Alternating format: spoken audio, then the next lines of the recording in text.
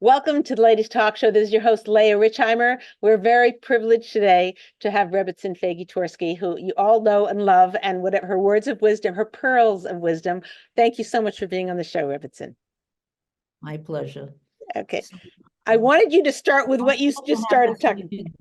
Leah, I want this mechanism where I clap my hands and I can start all over. I want that for my life. There you go. That's adorable. Rebetzin's talking about between takes, I clap so the editor knows where to cut it. And she says, and then we're like, oh, let's start again and whatever. That would be great. In the marriage situation, you say the wrong thing to your husband, you go, woo, and it starts again. Right. Beautiful. So I'm going to start with the first question, which is, what is the biggest obstacle to shalom bayis today? I think that the biggest obstacle is that we haven't learned the art of being mevater, of sacrificing. We're all so self-absorbed, and we're all going on our own. Almost we live parallel lives. You know, husbands are going one direction, and wives are going in another direction, and the twain never meets. You know, it's so important to just stop in our tracks and just to say 1 second, you know, what's most important in my life? What's most important in my life is my family life. And when I realize that, then and understand that I am so powerful, because a woman makes or breaks a man. We've all heard that before. Not only makes or breaks a man, but makes or breaks a home. It's not just the husband, but what comes along with that is that when you talk about shalom bayis, it's not a shalom isha v'isha, it's shalom bayis. It's the whole bayis that we can either make or break. And I think that what that involves, which is a really critical thing, is that we are, Kedushas HaMakom is our territory. We are the ones who hallow space. Men hallow time, and we hallow space. And the what space, does Rebbetzin mean by hallow? Make holy. We make holy. We bring Kedusha. Kedushas HaMakom is a woman's domain. So what that means for us is, on a very practical level, is that I need to create, because I have the power to do so. I'm only one who has the power to do so, to create a happy home, to create a home that husband is eager to come home to after a whole day's either work outside or a kollel, where he's in kollel all day, whatever a husband happens to be doing, and then he comes home and after that's all done, that he should look forward. He should say, I'm on my way home. I'm going to meet a wife who's supportive, a wife who's caring. And that's the attitude we should be able to engender in our husbands. And the same for our children. That children should want to come. They know that there's a mother that's going to have a hot meal ready for them, a mother that's going to hug them and kiss them and be loving. You know, life is not easy out there. Life is not easy for husbands. They have to deal with so much stress and a lot of stuff that's not very positive. There should be an oasis. There should be a safe place for a husband and children to come home to. And the wife is the one that creates that space. And it's so critical, especially in our day and age, and in a time when there's so much pulling at both husbands and children with the media, with the technology, so much going on there. Our house has to be an oasis. It has to be the safe place, and we are the ones who can create that. So, so the first thing is for all of us to create a happy space. Our homes should be happy. I've had over the years, I had one woman that I keep thinking about her, and it's a while since she's moved away from Milwaukee. She had such tsuras. She had multiple special needs children, and she had a husband who was off in left field. And then she'd come in and she'd say to me, she brought me poetry that she wrote, beautiful poetry. And I said to her, how can you do this? So she says, I made a decision. I resolved a deliberate decision that no matter what's going on in my life, my home is going to be a happy home. And she said, and that's what I'm doing. I'm not concentrating on all my tzaras, and of course there were plenty of them, but I'm going to just strive every minute of the day to make sure that my children want to come home and that my husband is happy at home. So that's my tafkid in life. She said, that's what I see as my tafkid in life. And that's a really, really, really tall order. It's not an easy thing because we all have things that drag us down. But if I say to myself, look, you know, Gamze Yavor, this is gonna pass. But meantime, if I keep my house a happy home, then that's something that lasts forever. And these are the memories that children take away with them. And it's so amazing. Now that I'm in the latest stage in life, I see what my children remember, and it's amazing what they remember. Some things I wish they wouldn't remember, but they do definitely. One thing they do is they remember, and the touching moments are things that stay with them for the rest of their life. I just have a question, Rebbetzin, because it's beautiful. I get the goal and like where we are and where we want to get to, and it's beautiful to have that goal because otherwise, if you didn't know where you want to end up, you'd never get there. So that I can hear. But meanwhile, I mean, I do a lot of women who's with many young children. The husband's just starting his career and just frazzled. And all the women want, create a happy home. I just want to be alive at the end of the day, like it's like the kids are fed. My kids didn't die today, whatever, please God, So then the husband comes home, and instead of being a happy home, it's like here's a diaper, So I'm not quite. How does a woman transition? How does a woman?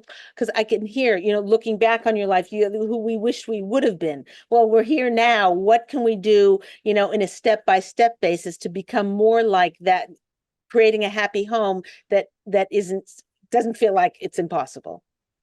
You're so right, Leah, everything you said, and I often say this to women because they'll call me up and they'll tell me, I wasn't so nice to my children when they left, but I wasn't in a good mood, or my husband wasn't in a good mood. And I'll say to them, you know what? Give yourself credit. Like you said, they're alive, they made it go to school, and your husband is still breathing. So Right. that's an accomplishment already. The thing that women don't do very well is we don't give ourselves credit for the things that we do. And when we don't give ourselves credit, it, it eviscerates all of our koyach. When I feel bad about myself, it's so important to feel good about yourself. And at night, I suggest to women that every night, sit down, take a few minutes before you go to sleep, and make a list of the things that you're proud of that you did during the day. And everybody has things they're not proud of and they concentrate on those. But what about the things that we did do well? I made supper, even sometimes it's whatever it is, simple. And Cereal, but you like Cheerios, right, dear? No, okay, never mind. whatever it is, but I was there and I gave it to them. And so I functioned. I functioned, not optimum functioning. Sometimes yes, sometimes no. But I did those things. I bathed them maybe. I reminded them to brush their teeth. I combed their hair, whatever it is. And to give myself credit for those things, not to have expectations that are unreal, that I can't match, just expectations that are normal. If I ever exceed those expectations, okay, very good. But not to beat myself up, because beating yourself up drains koiches and doesn't let me make this happy home that I want to create. So first, feeling good about yourself helps us all function in life. The miraglim that went into Eretz Yisrael, and they came back with a bad report. What gave rise to that bad report? What put them in the mindset so that you can bring a bad report? So, the Kotzker Rebbe says that the thing that's the cardinal sin for Jews, the worst sin, is to underestimate ourselves. That's the worst. And when they went into Eretz Yisrael, they felt, no, we're never going to be able to manage this. We can't live a regular life. In the Midbar, we had everything prepared for us. Now we're going to go into Eretz Yisrael. We're going to have to work the land. We're going to have to do everything and make an economy, create an economy or whatever. No, we can't do this.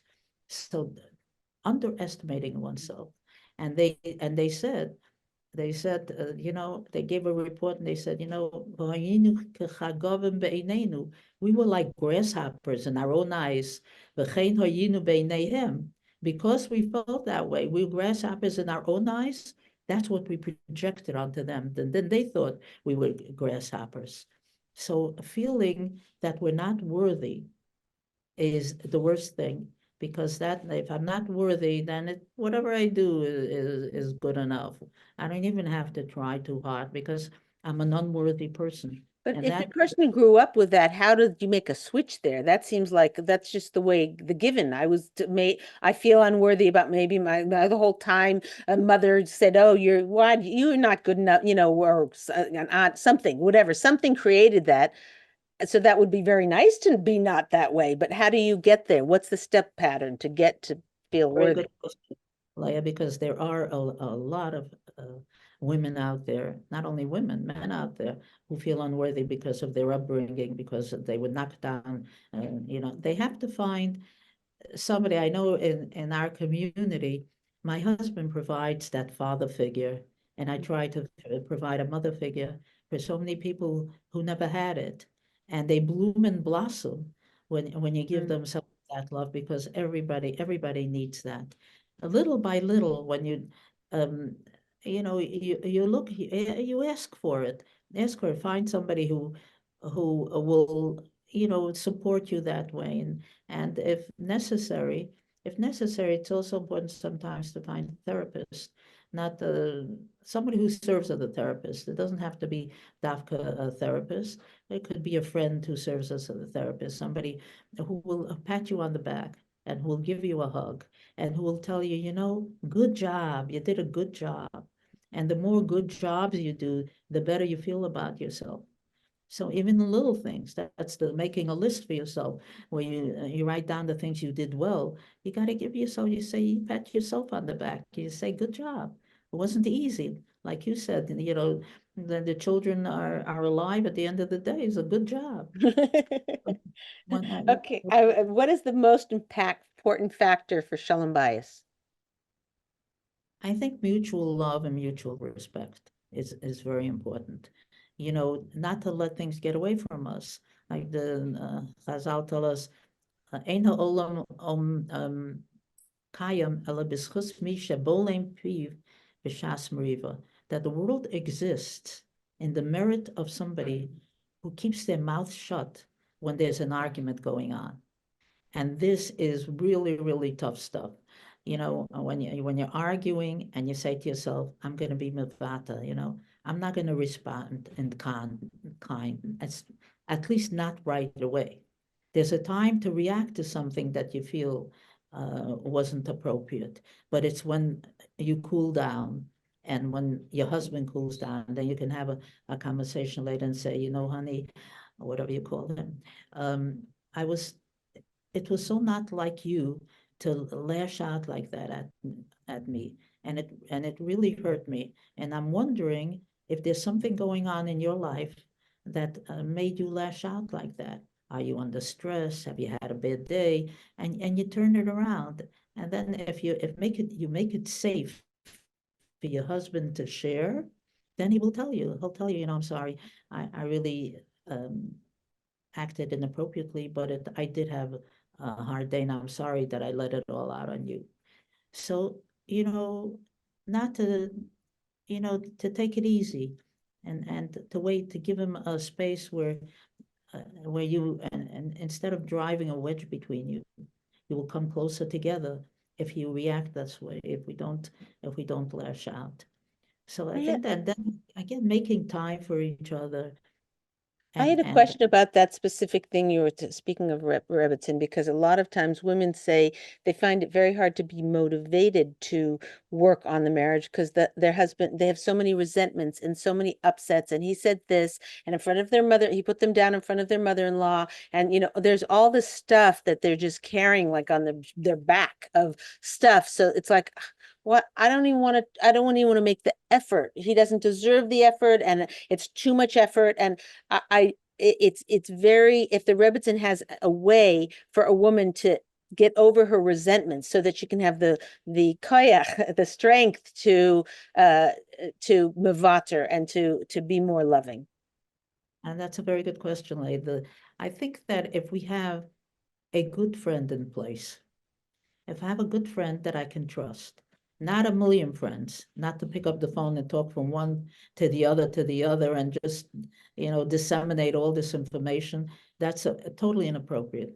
But if I have it could be a Rebbetzin, it could be a friend, it could be a mentor, just one person that I can trust, and I can unload on that person and say this, I have so much baggage already with this person, all this thing, like you said, a mother-in-law where he didn't protect me from his mother who was cruel and mean and all these kind of things. And sometimes you can get some really good help. I had a woman who came in here and she told me that her mother-in-law was brutal. Her mother-in-law was so mean. And she went actually, she had gone to a tzaddik, a makubal, and she said to the makubal, she said, you know what? I am so frustrated. I don't know why my mother-in-law hates me so much. And then Makubal said to her, I want to tell you something, and listen carefully. Your mother-in-law didn't and doesn't hate you. She hates herself. She had been rejected in her own life, and she came from a background that was tortured. And here she had this young woman, and unfortunately, she chose to pay back with you, to make your life miserable. But she told me recently she had come in and she said to me, she went back to that person, to that Makubal, and Makubal told her the mother-in-law's gone already. And Makubal said, you know what? Your mother-in-law has let me know that she really, really feels sorry for what she did to you. That she really regrets everything that she did to you, and she's hoping that you will forgive her. So sometimes, again, it's going to that story behind. There's always a story behind, and sometimes we think that, a person has really, really abused us and been so nasty. And then when we look for the story behind, we can come up with some compassion for that individual and, feel better about what happened. Doesn't feel good, but it can feel a lot better when it really wasn't even personal. It was just that her life had been so miserable.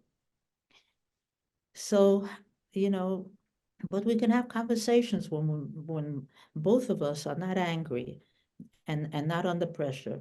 And we just take a walk and just say, what can we do to enhance our marriage? Can we spend some more time together? Let's take time out to enjoy the gifts that Rebbeinu Shalom gave us, the nachas Rebbeinu Shalom gave us, and so much of the good that we have, and talk to each other. How can we, you just try to, um, get ideas from each other to share, and then you come up with things together.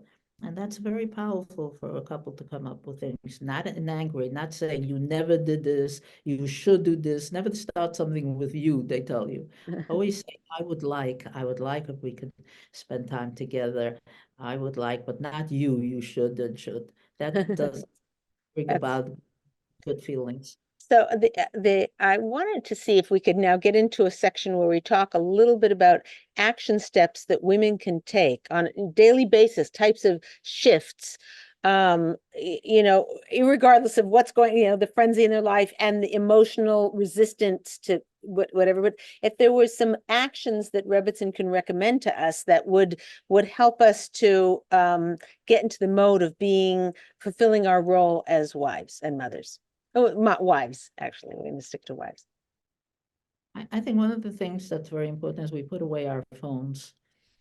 Put away our phones when we come into the house, and we can ask our husbands nicely to also do the same. let's have some time together, just us, the two of us, and with our children, no phones. And that already will, will help us communicate, and communication is so important. So I think that would be a great thing to do. I think, Coyote, I told my husband years ago, when you come into the house, everybody's always tugging at him and wants his attention. I said to him, would you do me a favor? I'm usually in the kitchen. So when you walk into the house, would you come into the kitchen and say hello to me before you do anything else? It doesn't sound like it's a whole lot. Like, why should that make a difference? But it does. I just want to feel like I'm most important in his life. So before he goes on and he has a million things he has to get to, he comes on and he comes in the kitchen, says hello to me. There was a time also we used to have guests around the table, many, many guests. And when it came to the Shabbos, after the fish, we always have a l'chaim before it separates between the fish and meat. So my husband had where he took out schnapps or whatever, and he handed out to everybody at the table, and then I was in the kitchen serving and preparing food. So I never, I wasn't there. So after a while, I said to him, Rabbi darling, do you wish me life? Would you like me to also to live? So would you please in the future, when you wish everybody l'chaim to life, would you please remember that I'm in the kitchen and I also want to have that wish. I want you to wish me l'chaim as well. And it worked to the point where if we're at a simcha where men are on one side in one hall and the other hall, my husband will send a message to me no matter where he is and wishing me l'chaim. And all I had to do, instead of being resentful, you talk about instead of carrying around that resentment, I took care of it, and he was more than happy for it to be brought to his attention. He didn't have any bad thoughts in mind, but he never thought about it. There's not malicious thinking here on either one of our parts, but sometimes we need to ask the other person, what would make you feel good? Some people like gifts, some people like touching, some people like help with dishes. Everybody has a different language of love. And when we interact with the other person with their language of love, it means a lot to them, because my language of love is probably not the same as my husband's, I had a question because I I would assume that request you made about, wishing you life, whatever, happened, at earlier part of your marriage. Because you said he's been doing it for many years. And my question for the Rebbetzin, and I'm hoping that we can follow Rebetzin's example, is a woman, I don't know, isn't necessarily so in touch with what her needs are, first of all. And then second of all, if she did have her needs, there's no way she would have the language ability to be able to express it in a way that didn't sound like a demand or a command to her husband to make him resentful. So can the Rebbetzin peel away the onion layers to explain how you had the koiches to do that, and how we can be, so that we can understand ourselves deeply enough, and then how to give it over that story is just so inspiring. I think that one of the best ways is to give positive feedback for the things that they already do, instead of demands for the things that they don't do. That we say, he happens to take out the garbage and we didn't even ask, and he comes back and we say, wow, that was so terrific. I can't believe it. I didn't even have to ask you to do it. You did it all on your own. That made me feel so good. If he picks up a towel to wipe the dishes when we're washing the dishes, you say to him that I felt like there's a partnership here, and I felt appreciated. And whatever, when you give positive feedback to whatever it is, they're more inclined to do it again. So the best way to teach a husband things that we would like is when you catch him doing something that's positive and you comment on it. And this is one of the things that Chazal tell us, that every human being has good points and negative points, all of us. And if we decide, and this is a deliberate decision, that I want to look for the good points in my husband, And I want to see what's good because everybody has good points. If I could just focus on that, focus on the good points. It could catch, I always tell them, catch your husband doing something right. We do that with our children. We try to catch them this. Sometimes they're so impossible, but if we find one little thing that they're doing right and we catch them doing that, whatever it is, and we comment on it and we give them positive feedback, it works wonders. And for a husband too, if we choose to, we can concentrate on all the negatives, and that everybody has negatives. We have, believe it or not, even we women have negatives. Hard to believe, but we do too. But we set an example. We set an example for them. If we focus and catch them doing something, they'll try to do the same thing with us. But catching our husband doing something right and focusing on it is huge. So that's fantastic in terms of I totally get that, and it's great, and it's actually catching them doing something right. That's like a new thing on my to-do list. I love it. The question I want, I when you told the story about you requesting what your husband did, I want to know what gave that koyach, because that strength, because I want to give myself and everybody who's listening to have an insight. Like, I'm just thinking of it. You're in the kitchen. Was it born of you being sad, like, oh, he's wishing them all a long life and he isn't doing me? And then you thought your thought process, you may not remember, it might have been so many years ago, but your thought process was, how do I get him to include me in that bracha? What would I say if I say, why didn't you include me in that bracha? That's going to fail. If I say, but the way you said it was so beautiful. So my question is, I know I'm kind of being picky in detail, but I feel like it would really give us a lot of insight into how to grow to be the kind of woman that brings out the best in our husband. You're right. You can kvetch about it and you can make it a negative statement, but we could also decide to make it a positive statement. And we could say, I know that you really didn't mean anything, but it made me feel a little bit at a loss when I heard everybody getting brachas, and I feel that I didn't get my bracha. And I would really appreciate in the future if you would remember to give me a bracha as well. I'm in the kitchen trying to make it all happen, and I know that you appreciate it and you want to give me a bracha. So I would appreciate in the future that you would. Men are educable. You can educate them, but sometimes it takes a little effort, and you have to keep at it, but in a nice way, not in a nasty way, because nasty ways don't work. They don't achieve what we want to achieve, and we don't want to send them off, you know, at a loss. We want to be their supporters. We don't want to be their detractors. I don't want to be my husband's detractor. He goes out there and there's so much stuff out there he has to deal with, as I'm sure all of your husbands have. So I want to be the one that's his cheering team. No, not the one that detracts from his koiches. So I think that's what we have to ask ourselves when we move through the day: is what do I want to be, this negative person who drains his energy, or do I want to be the person who enhances his energy and his koiches? And I think most of us would say, no, I want to be the one that enhances his koiches, because at the end of the day, we all want our husbands to succeed. At times, we feel that we're not getting everything we should be getting from them, and that we have to address that in a nice way, so that we don't become resentful. It's So good beautiful. luck. Can we out of time, but can Rebbetzin just give the our listeners a bracha for shalom bayis and for say something about that? We'd really appreciate that. Well, for all of you, my husband always says, "B'schus Avosseinu HaKadoshim," and I had many illustrious ancestors. So in their schus, I wish you all a lot of hatzlach in life. Shalom bayis, it should come easily for you. And raising your kids, you should have loads and loads of nachas and your efforts.